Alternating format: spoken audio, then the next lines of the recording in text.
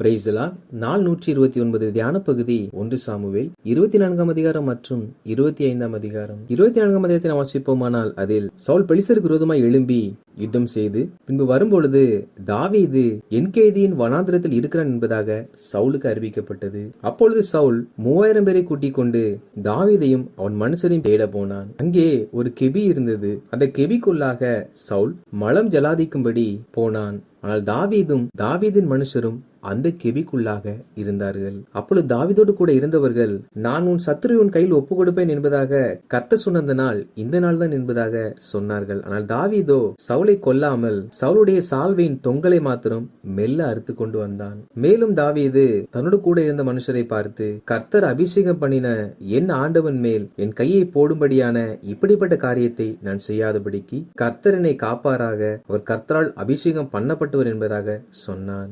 தாவீது சவுலை கொள்ளாததற்கு என்ன காரணம் என்றால், சவுல் தேவனால் அபிஷேகம் பண்ணப்பட்டவராம்.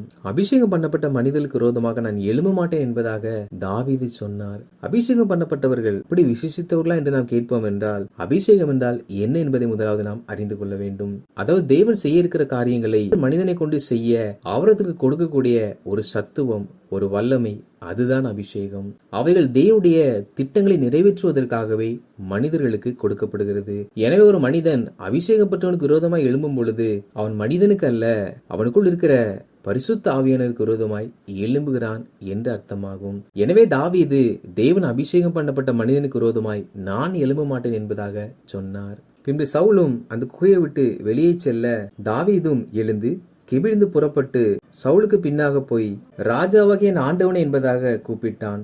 சவுல் திரும்பி பார்த்த பொழுது தாவீது தரை மட்டும் குனிந்து சவுலை வணங்கி, தாவீது உமக்கு பொல்லாப்பு செய்ய பார்க்கிறான் என்று சொல்லுகிற மனுஷனுடைய வார்த்தைகளை ஏன் கேட்கிறீர் என்பதாக சொல்லுகிறார். அதாவது சவுல் தாவீதை துரத்த காரணம் என்னவென்றால், யாரோ சவுலிடத்தில் தாவீது உமக்கு பொல்லாப்பு செய்ய பார்க்கிறான் என்பதாக சொல்லி இருக்கிறார்களாம். அந்த வார்த்தை நிமித்தமாக தான் சவுல் தாவீது தனக்கு விரோதமாய் எழும்புவதற்கு முன்பாக நான் போய் எழும்பி அவனை மடங்கடிப்பேன் என்பதாக துரத்தி வருகிறார். சவுல் பிற மனிதனுடைய வார்த்தையை கேட்டார்.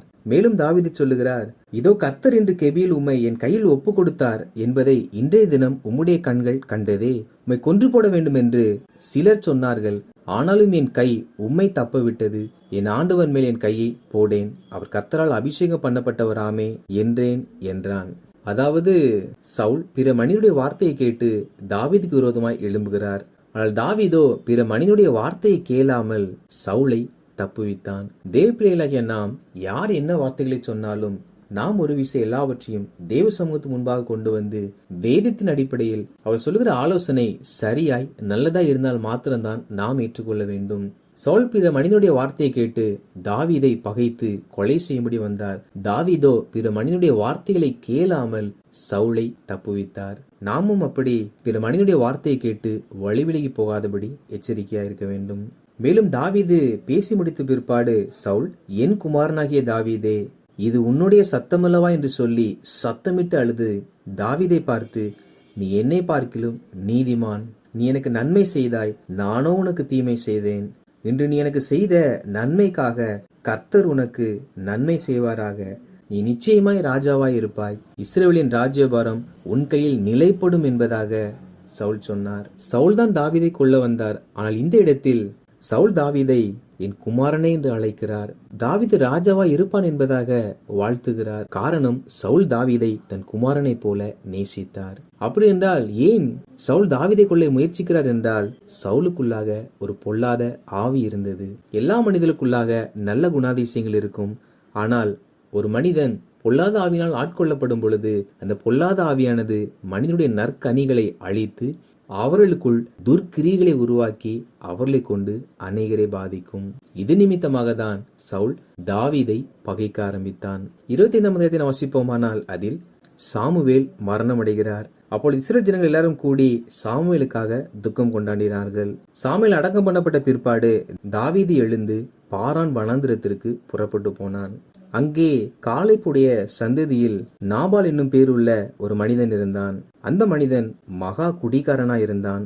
அவனுக்கு 3000 ஆடுகளும் 1000 வெள்ளாடுகளும் இருந்தது. அவனுடைய தொழில்துறை கர்மேலில் இருந்தது.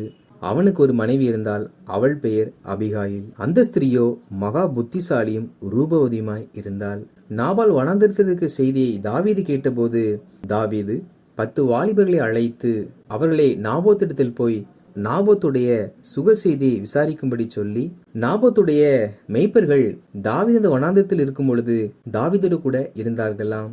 எனவே நான் அவர்களை நன்கு அறிவேன் என்பதையும் சொல்லி, இங்க இருக்கிற வாலிபருக்கு உம்முடைய கண்களில் தயவு கிடைக்க வேண்டும், உம்முடைய கைக்கு உதவுவதை உம்முடைய ஊழியக்காரருக்கும் உம்முடைய குமாரனாகிய தாவீதுக்கும் கொடுக்கும்படி வேண்டுகிறேன் என்பதாக சொல்லும்படி சொன்னார். இந்த வார்த்தையின்படியே அந்த வாலிபர் போய் நாபாலை விசாரித்து தாவீது சொன்ன வார்த்தைகளை சொன்னார்கள். ஆனால் நாபாலோ, தாவீது என்பவன் யார்?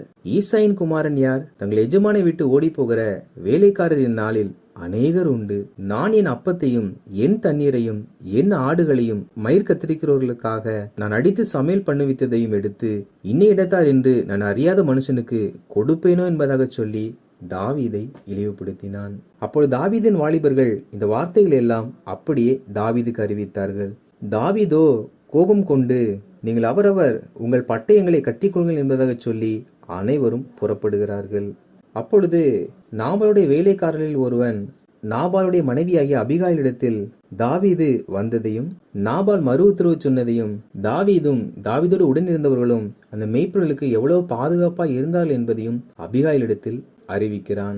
அப்பொழுது அபிகாயில் அப்பங்களையும் திராட்சை ரசத்தையும் ஆடுகளையும் பயிற்சையும் திராட்சை குலைகளையும் அத்திப்பழ அடைகளையும் கழுதையின் மேல் ஏற்றி கொண்டு தாவீதை சந்திக்க எதிர்நோக்கி செல்லுகிறாள்.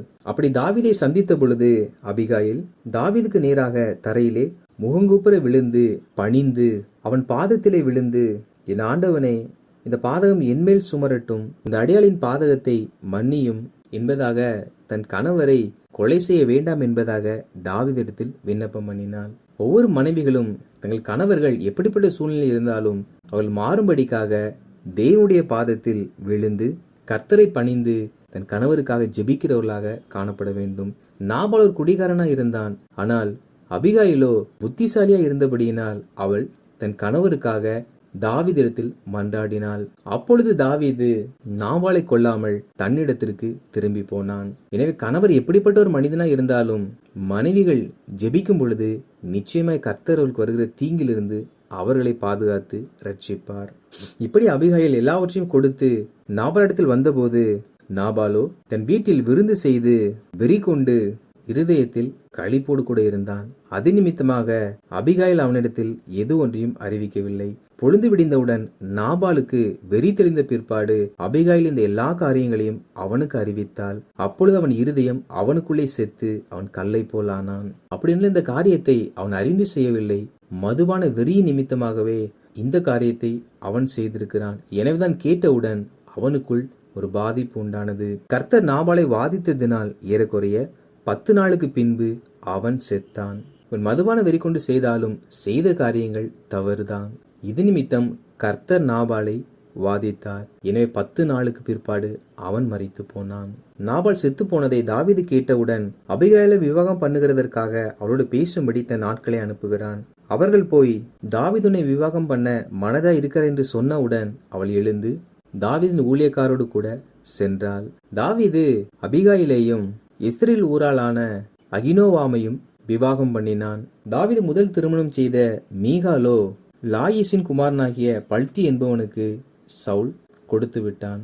வாசித்த இந்த அதிகாரிகளின்படி கர்த்தருடைய ஜனங்களாகிய நாம் அபிஷேகம் பெற்றோருக்கு விரோதமாய் எழும்பாமல், எந்த ஒரு மனிதனுடைய வார்த்தையும் கேட்டு பிற மனிதர்களை பகைக்காமல், எந்த ஒரு மனிதனுடைய வார்த்தையும் கேட்டு பிறருக்கு எதிராய் கிரியை செய்யாமல், நம்முடைய குணாதிசயம் நல்லவைகளாய் இருக்க பரிசுத்த ஆவியானவருக்கே நம்மை முற்றிலுமாய் ஒப்பு கொடுத்து நம்மிடத்தில் உதவி கேட்கிறவர்களுக்கு நாம் உதவி செய்து, ஒவ்வொரு ஸ்திரீகளும் தன் கணவர் எப்படிப்பட்ட குடிகாரனா இருந்தாலும் தேவனுடைய பாதத்தில் விழுந்திருக்கும் பொழுது கர்த்தர் அவர்களை நிச்சயமாய் ரட்சித்து அவர்களை சாட்சியாய் நிறுத்துவார். கர்த்தர் தாமே அப்படிப்பட்ட மகத்தான ரட்சிப்பை எல்லா குடும்பங்களுக்கும் கட்டளையிடுவாராக.